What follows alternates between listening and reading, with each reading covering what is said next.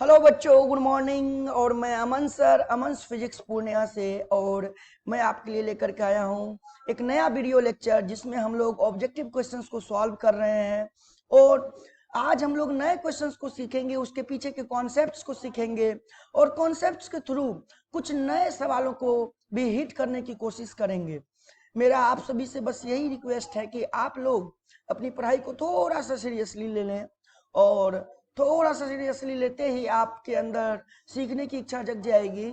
और जब हमारे वीडियो लेक्चर को आप फॉलो करोगे तो आप घर बैठे ऑब्जेक्टिव क्वेश्चंस की प्रिपरेशन कर लोगे।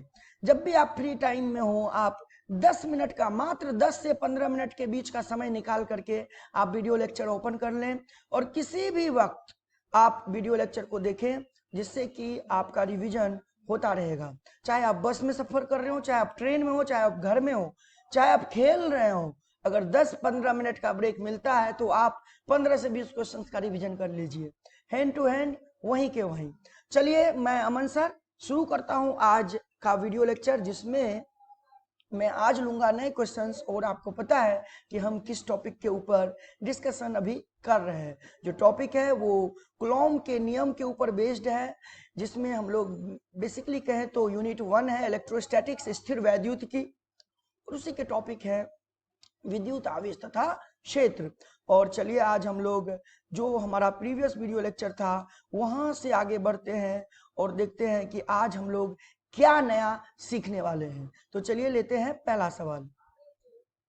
देखिए, पहला सवाल है हमारा कि जब दो आवेशों के बीच की दूरी दोगुनी कर दी जाए, है ना, तो दुगुना करने पर बल का क्या होगा। बल हो जाता है। तो मैंने पिछले वीडियो लेक्चर में बताया था इस सवाल को कि जो दो आवेश के बीच बल लगता है वो कूलॉम के नियम से दिया जाता है, और वो कुछ इस प्रकार लगता है। अब आर जो है वो दोनों आवेश के बीच का दूरी है, और आर को हम लोग करने वाले हैं 2r, क्योंकि कह रहा है क्वेश्चन में दुगुना कर दीजिए। तो नया वाला बल कितना हो जाएगा, वो हो जाएगा k q1 q2। अब बटा में आर की जगह 2r रखेंगे तो 4r²। यानी पुराना वाला बल ये है हमारा, ये पुराना बल है, और नीचे में 4 हो गया। तो पुराना बल अपॉन में 4, नया वाला जो बल होगा वो पुराना बल अपॉन में 4, यानी कि क्या हो गया, चौथाई हो गया। क्या हो गया, चौथाई। अगला है विद्युतशीलता का मात्रक होता है। तो यहां पर ध्यान से देख लीजिए, ये जो क्वेश्चन है इसमें थोड़ा सा एडिट करना पड़ेगा। निरपेक्ष माध्यम की निरपेक्ष विद्युतशीलता यानी एप्सिलॉन नॉट का क्वेश्चन है ये, ठीक है। मिसप्रिंटिंग है क्वेश्चन में। तो एप्सिलॉन नॉट का हमसे मात्रक पूछा गया है, एसआई मात्रक पूछा गया, और मैंने एप्सिलॉन नॉट का एसआई मात्रक बता दिया है आपको पिछले वीडियो लेक्चर में कि फैराड पर मीटर भी एप्सिलॉन नॉट का मात्रक होता है। तो ऑप्शन हो जाएगा बी। अगला है विद्युत क्षेत्र की तीव्रता की बीमा है, हमें ई की बीमा पूछी गई है। तो ई बराबर मैंने कितनी बार आपको बताया है, याद हो गया होगा आपको, एफ बटा में क्यू। अब एफ क्या है, बल है, बल का बीमा होता है mlt माइनस का 2, और आवेश का बीमा होता है at। क्लियर है। तो ये बन जाएगा m l t, ऊपर जाएगा तो -2 बन जाएगा -3, है ना, और a बन जाएगा -1। तो देखिए mlt-3 और a -1 कहां दिया है, ऑप्शन ए में। चलिए अगला सवाल लेते हैं। अगला सवाल में क्या दे रखा है, एप्सिलॉन नॉट की बीमा पूछा है। किसकी बीमा, एप्सिलॉन नॉट की बीमा। चलिए कोई बात नहीं, निकाल लेंगे। तो एप्सिलॉन नॉट की बीमा पूछा है, तो हमें पता है कि कूलॉम बल जो होता है वो 1/4 पाई epsilon not Q1 Q2 bye r² होता है। तो एप्सिलॉन नॉट को इधर लेकर के आइए, ये हो जाएगा 1/4 पाई, और इधर हो जाएगा Q1 Q2, और बटा में FC गुना में r², ये हो जाएगा। अब जो है हम लोग इसका बीमीय सूत्र निकालना चाहते हैं, तो बीमीय सूत्र के लिए हम लोग काम करेंगे, ठीक है। अब 1/4 का कोई बीमीय सूत्र नहीं होता। Q1 का हो जाएगा 80, Q2 का भी हो जाएगा क्योंकि आवेश है 80 अपॉन में बल का हो जाएगा mlt माइनस का 2, और r का हो जाएगा L2। तो ध्यान से देखिए, m जाएगा ऊपर तो m-1, यहां से l कितना हो जाएगा, L3 नीचे हो जाएगा, ऊपर जाएगा तो l का पावर -3, t-2 ऊपर जाएगा, t+2 बनेगा, और ऊपर में 2 t पहले से विराजमान है ये हो जाएगा टी का पावर 4, और ए कितना हो जाएगा, ए 2 बार है तो यहाँ पे हो जाएगा ए का पावर 2 और घेर दीजिए। तो m-1 l-3 टी का पावर 4 और a2, यानी ऑप्शन कौन सा हो जाएगा, बी हो जाएगा। निम्नलिखित में से कौन सदिश राशि है? अब आवेश तो है अदिश राशि, धारिता भी, विद्युत तीव्रता यानी ई की बात कर रहा है, ये ई, ये कौन सी राशि है, सदिश राशि, क्योंकि ई को वेक्टर फॉर्म में लिखे तो ई वेक्टर बराबर होता है एफ वेक्टर बाय क्यू, तो ये हमारा हो जाएगा ऑप्शन सी। दो विद्युत क्षेत्र रेखाएं एक दूसरे को किस कोण पर काटती हैं? तो पहली बात मैं आपको बता दूं कि विद्युत क्षेत्र रेखाओं का गुण होता है, प्रॉपर्टी होता है क्या, कि वो रेखाएं एक दूसरे को नहीं काटती हैं, क्योंकि अगर वो काटेगी तो जिस बिंदु पे वो एक दूसरे को काटेंगे उस बिंदु पर विद्युत क्षेत्र की दो दिशाएं मौजूद हो जाएंगी एक ही बिंदु पर, जो कि संभव नहीं होगा। इसलिए विद्युत क्षेत्र रेखाएं एक दूसरे को काटती ही नहीं है। तो ये हुआ हमें फंसाने वाला सवाल, ओके ना, तो आपको फंसना नहीं है, बचना है, नहीं काटती है। अगला है स्थिर विद्युत आवेशों के बीच लगने वाला बल, ये देखो लगता बल लिखा है, लगने वाला बल किस नियम से दिया जाता है? तो हमने अभी बताया था पिछले वीडियो लेक्चर में कि कूलॉम के नियम से दिया जाता है। तो यहां तक में कोई डाउट नहीं है, चलें आगे बढ़े।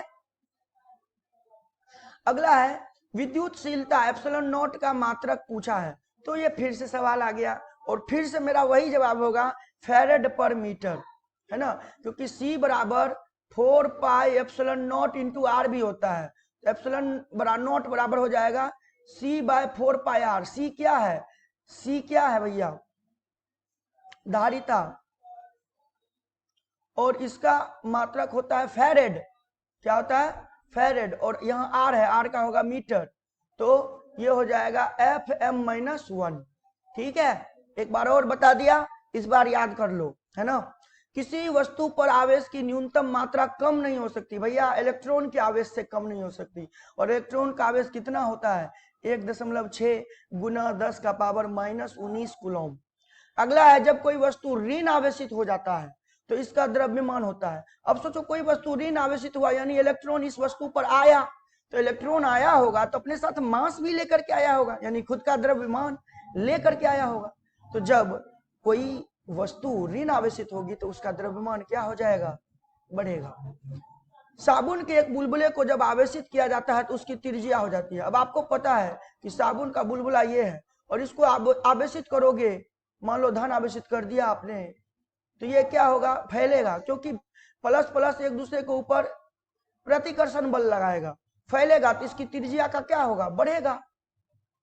बुलबुला का साइज, बुलबुला का आकार बढ़ जाएगा तो त्रिज्या क्या हो जाएगी, बढ़ेगी, तो ये हो जाएगा बढ़ती है। डी बाई मात्रक है भैया, डी बाई मात्रक होता है विद्युत द्विध्रुव आघूर्ण का CGS वाला, समझ में आ रही बात, तो आंसर हो जाएगा सी, ऑप्शन सी। विद्युत द्विध्रुव आघूर्ण का यहाँ SI मात्रक पूछा है, तो हमें पता है विद्युत द्विध्रुव आघूर्ण सदिश राशि है। देखो मैंने फिर बोल दिया, विद्युत द्विध्रुव आघूर्ण कौन सी राशि है, सदिश राशि है, और उस सदिश राशि का अगर हम लोग फॉर्मूला चाहें तो ये लिखेंगे फॉर्मूला में Q गुना 2L, तो आवेश का मात्रक होगा कूलॉम SI, और दूरी का दोनों आवेश के प्लस Q और माइनस Q दोनों के बीच की दूरी होगी, दूरी का मात्रक होगा मीटर, तो कूलॉम मीटर दिया हुआ है कहीं पे, कूलॉम गुना मीटर ऑप्शन ए में ही दिया हुआ है।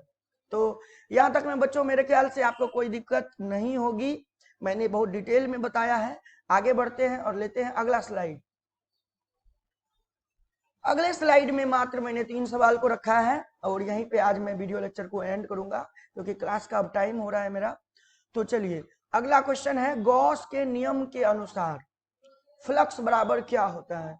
तो सर आपने बताया था कि फ्लक्स बराबर होता है इस तरह से E डॉट dA वेक्टर, और वो बराबर होता है Q इन बटा में एप्सिलॉन नॉट।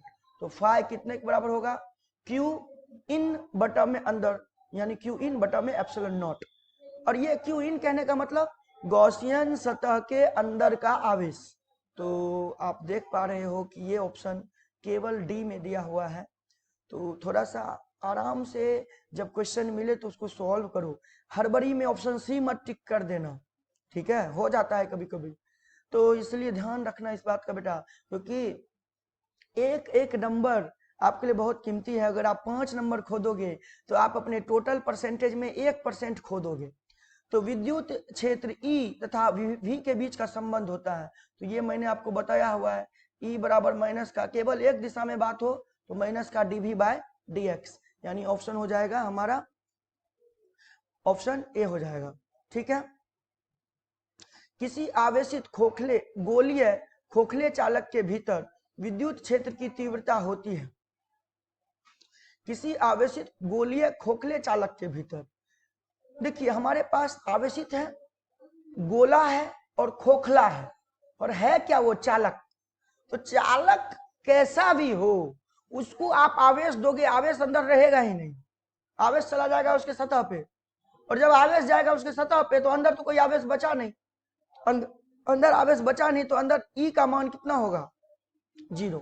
तो आप ध्यान रखिए, किसी भी चालक के लिए अगर उसको आवेशित आप करते हैं तो उस चालक के जितने भी आवेश होंगे वो चले जाएंगे उसके सतह पर, अंदर कोई आवेश नहीं होगा, तो अंदर ई का मान 0 होगा, यानी आंसर हो जाएगा 0। आंसर क्या हो जाएगा, 0। तो बच्चों मैंने आज यहाँ तक किया है, और जो है आप लोग अपनी पढ़ाई को कंटिन्यूअसली मेंटेन करके रखिए, रेगुलरली पढ़ते रहिए, और हमारे वीडियो लेक्चर्स को जरूर फॉलो करिए, क्योंकि इससे आपका फायदा होने वाला है, नुकसान तो जरा सा भी नहीं होने दूंगा, ये अमन सर का वादा है, अमन फिजिक्स पूर्णिया से। तो आप अगर ऑफलाइन क्लास ज्वाइन करना चाहते हैं तो आप हमारे इस नंबर पर कांटेक्ट कर सकते हैं, ओके, और ऑफलाइन क्लास ज्वाइन कर सकते हैं। यहाँ पे और हम ज्यादा कॉन्सेप्ट्स और ट्रिक्स के साथ डील करते हैं। चलिए बच्चों, थैंक यू सो मच, मिलेंगे वीडियो लेक्चर, अगले वीडियो लेक्चर में। अभी हमारा क्लास का टाइम हो रहा है। Thank you so much.